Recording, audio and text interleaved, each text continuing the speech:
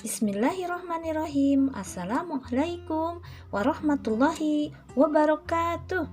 Hai anak-anakku yang soleh dan solehah, apa kabar kalian hari ini? Semoga kalian selalu dalam keadaan sehat walafiat.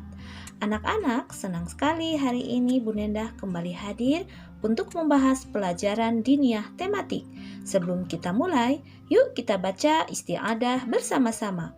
A'udzu billahi minasyaitonir rajim. Anak-anakku yang soleh dan solehah, kali ini diniyah tematik akan membahas tentang manfaat air yang ada pada bab 3. Selamat menyimak ya.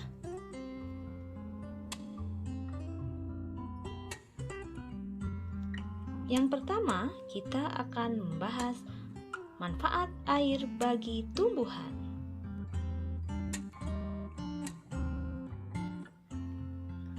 Yang pertama, air untuk kelangsungan hidup tumbuhan. Tumbuhan sangat memerlukan air untuk kelangsungan hidupnya. Kekurangan air akan menyebabkan tanaman menjadi kerdil. Tumbuhan pun tidak berkembang sesuai usianya. Yang kedua, air diperlukan untuk pembuatan makanan atau dengan kata ilmiahnya yaitu fotosintesis. Fotosintesis adalah proses pembuatan makanan oleh tumbuhan berwarna hijau dengan bantuan cahaya matahari, air, dan karbon dioksida. Yang ketiga, air diperlukan sebagai tempat hidup tumbuhan. Ada beberapa jenis tumbuhan yang hidup di air tawar. Contohnya, ada eceng gondok, teratai, dan pandan air. Mereka akan sulit tumbuh dan berkembang tanpa air. Selanjutnya, kita juga akan membahas manfaat air bagi hewan. Selanjutnya, air bisa dipergunakan untuk memproduksi susu. Susu yang suka kita minum berasal dari sapi perah. Air minum yang bersih dan makanan yang bergizi sangat penting bagi sapi perah. Jika kurang makan dan minum, bisa mengganggu produksi susu sapi perah. Setiap hari, para petani peternak selalu memberi makan dan minum yang cukup untuk sapi mereka.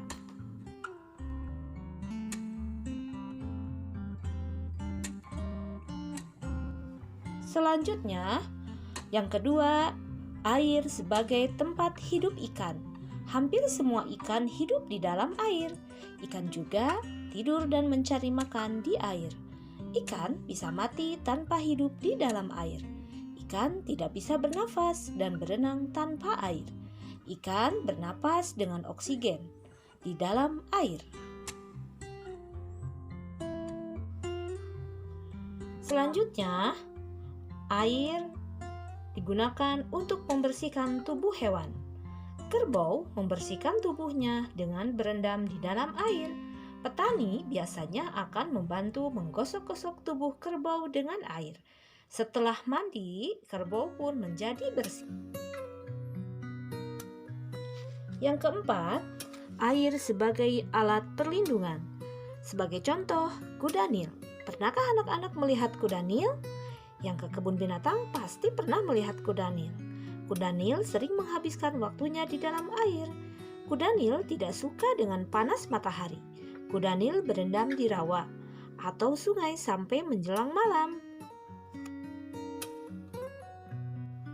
Nah anak-anak, itulah pembelajaran diniyah tematik pada kesempatan kali ini. Mudah-mudahan kita bisa bertemu kembali di pembelajaran diniyah tematik selanjutnya. Semoga anak-anak selalu tetap semangat ya saat belajar di rumah. Akhir kata, wabillahi taufiq wal hidayah. Wassalamualaikum warahmatullahi wabarakatuh.